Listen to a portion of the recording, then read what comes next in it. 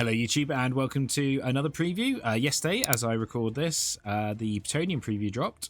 Let's have a quick look at this, do some theory crafting. So the Bretonnians talked about here that they are the most honourable team in Blood Bowl, which I think with the new skill tree with fouling, I very much doubt any of the players, maybe the Squires on secondary, will get access to fouling skills. They're obviously going very honourable. So, J-Shorts, the Bretonnian team features a mix of heroic knights and hardy squires that accompany them. We want to showcase the knights are very much the stars of the show, with each type of knight excelling in different aspects of sport. So catchers and throwers have pass and catch respectively, and the both have nerves of steel, which is nerves of steel is one of those abilities like you don't want to be using it, especially not on the thrower. I don't think, but on the catcher it's not horrendous. It's a nice skill to have. It's not one you tend to pick, though. And then you have, obviously, the Grail Knights. We have block to take down the foes. All the knights have Dauntless. So, this is kind of... I'm trying to work out... I was like... All the knights are strength 3. Dauntless is nice. I just can't help but feel like, you know... Obviously, I don't want every team to just have 2 strength 4 players, but 2 strength 4 Grail Knights in my head would make the team so much better, but probably also doesn't fit Fluffy because it's humans. I don't know. They talk about this being a high-risk, high-reward strategy, but we'll talk more about that afterwards. Wise words from the coaches would be to rush up the field with a glorious cavalry charge. No horse on the pitch. They only allow deers, which I think some people thought maybe there might be a knight special character who rides on a horse. Sounds like there probably won't be. So, yeah, Grail Knights here. So the Grail Knights seem to be the best players by far. So they've got the cover block, they're strength 3 with armor 10 plus, which is very good, and they've got the steady footing rule, which we saw like a month or so ago, and then movement 7, so which means they can keep up the catchers. And the steady footing, which is now being more clarified here, which is when this player would be knocked down or fall over, roll a d6. On a 6, that player is not knocked down or fall over. If this happens during their activation, they may continue their activation as normal. No turnover is caused. So there's a lot of like kind of niche uses for this. So for instance, if you cage dive with the blitzer, effectively, assuming it's a 6-up dodge, you have 2 rolls of 6 to make the cage dive. Because you have the dodge, 6-up, and then if that fails, you'll have another 6-up and then you can still hit the ball. Obviously, getting knocked down, it's one of those abilities. It's nice to have, but I'm not sure it's like there's going to be games that are going to be really frustrating. A pistachio, a pecan, and an acorn walk into a bar. The barman says, "You're all nuts." Let's Chat and True just raided with 4 viewers. Let's Chat, thank you much for the raid. Hope you had a good stream. Is it turbo broken? There's a 6 talk. Like it's going to win you games. Don't get me wrong, but there's also games that's going to do literally nothing. But the fact that you can keep on moving afterwards. So for those of you newer to Blood Bowl, stand firm used to mean that you could not fail a dodge roll. If you failed the dodge roll, you just didn't move, but it did end your activation. This you keep on moving, which is nuts.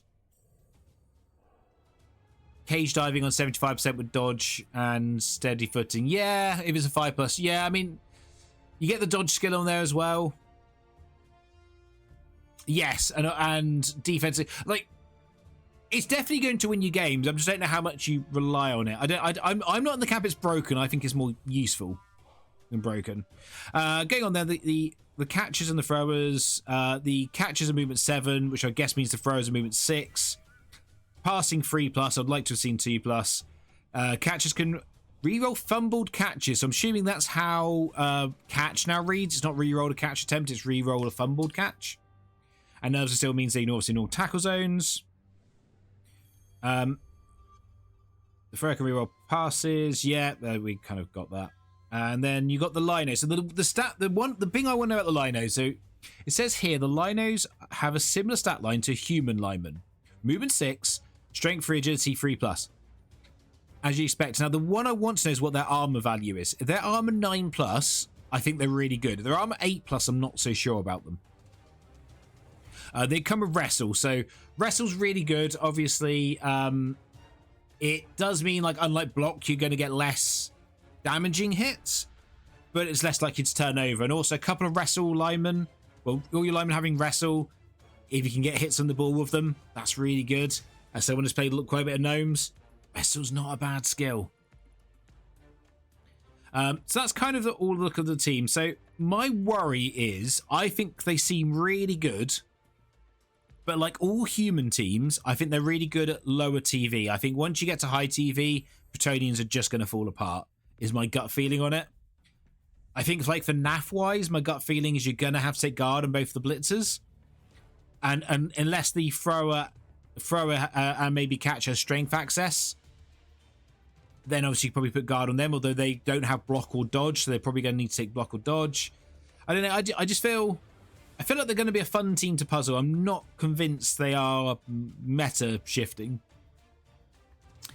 Oh yeah, nerves still does work on the one-turn attempts if you can get one. If you can get them a bit like move up or a sprint or whatever.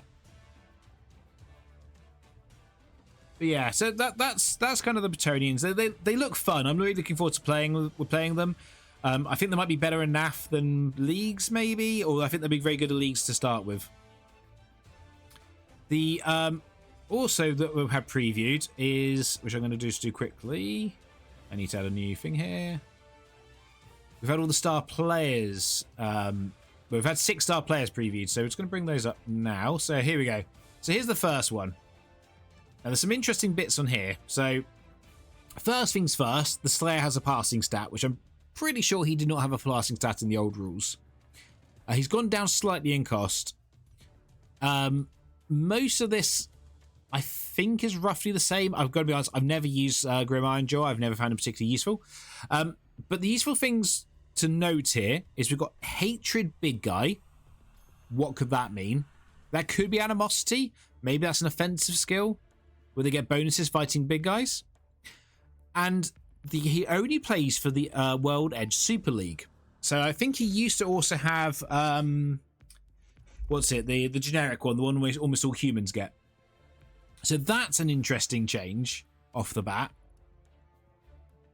And this seems to be go through with all of them. So bring up the next one, which is good old Griff.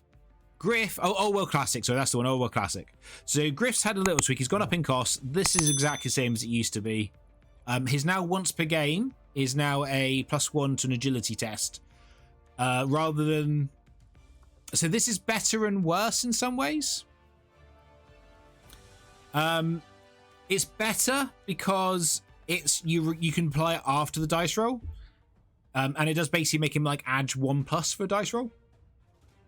It's worse because obviously it doesn't help you if you double skull a block. It doesn't help you if you need to rush twice and you've already popped Sure Feet.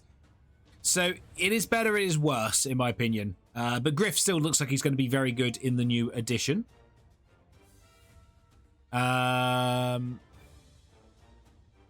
Hatred, yeah, hatred is a new thing, but I wonder if it's just animosity. That's what I do wonder. So same here. So Woodland League, I believe, is a completely new league type. I'm assuming this is how they get around gnomes not being able to have halfling chefs. Is then now that's going its World Super League. So because obviously that was the problem. They put gnomes in with halflings for the star player access, but by having that special rule, technically gnomes should have got the chef discount, which obviously after they did FAQ say no they didn't. No they didn't. Yeah, Griff's definitely been toned down a little. He's still very good and he's gone up in cost. So he's still very good, but we don't know if he's probably still maybe too good, we don't know. But he's more expensive and his special rules not as good. I believe the rest of this is basically the same as it used to be. His cost's even the same. But Woodland League is so I'm assuming that's what gnomes are going to get, which does sound like star player access is going to be a lot more limited than it used to be. The count is exactly the same, except now he is slightly cheaper. He's probably still maybe too expensive for like NAF style, because most undead teams are pricey. but he's probably if you need 300k in a league, I think he's probably you probably look at taking him. He's still very good. And I believe his traits haven't changed. Now, here's the important one. Here's why Blood Bowl 2025 is still going to rock. We still have Acorn, who is by far, obviously, the greatest player in Blood Bowl. Still plays for any team. The main notice here, this is all, again, exactly the same as it used to be, even the cost. The only difference is now he's got no ball, which I'm assuming is what they're now calling no hands. That would be my logic. No hands is missing. He has no balls, yes. Of which we already had Star Ferret singing, you know, Acorn, he's got no ball. Which is, but it's nice to see. I was really worried Acorn might be going because there's no actual, like, official individual model for him. So it's lovely to see that Acorn has stayed. As you might know, I do have an affinity for Acorn. And the last one is Skitter Stab Stab. Again, right, here's the big one. Underworld Challenge only. So that means no more Chaos taking Skitter. You would assume. That's pretty big. Because I would say Skaven don't need a Gutter Runner. They might actually need a Gutter Runner now. Because they're down to 2. So maybe you do take him. He's gone up in cost slightly. I believe the rest of this is exactly the same as it used to be. Maybe his passing stats got slightly better. Can't quite remember off the top of my head. But yeah. Skaven only have 2 Gutter Runners now, Electrix Man. So maybe in NAF style, you take Skitter if you can. To give you that 3rd Gutter Runner. But again, an SBS.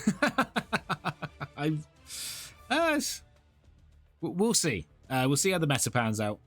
But yeah, the fact that he's Underworld Challenge, so I'm guessing that's just Underworld, Skaven. That could be it, actually, for now. But yeah, so it does seem like star player access can be limited, which I actually don't think is a bad thing. I think star players became way too prevalent in this edition. So I think now having them a little bit more limited makes them balanced. So for instance, like Skitter on Skaven Underworld is fine. Skitter on Renegades, on Khorne, on Nurgle, on Chaos, that was a little bit problematic. So by limiting the access to these stars, I think you do tone down some of the better star players. But we'll have to see how that pans out. But anyway, that's a quick look at this. We'll do another one hopefully tomorrow when they reveal Tomb Kings. Although from the Tomb King preview we got previously, it seems like they're exactly the same, except they get Brawler now. Who knows? Maybe there's something other information I put in there. There is also lots of rumors. This is going on. Blood Bowl 2025 is going on pre-order very soon. So fingers crossed. I can't wait to get the book and start planning Beachhead, the tournament, which will be running in February, which we're going to be using the new rule set for, which currently have very much a placeholder rule set going. We don't know what's going on. But that's what we've seen so far, as I'm assuming by the time this video goes up, there will probably be another article saying, here is Tomb Kings. But anyway, I hope you enjoyed the content. Come back tomorrow for another preview, hopefully. Otherwise, also around for some Blood Bowl 3 videos. Until then, have a good day and goodbye.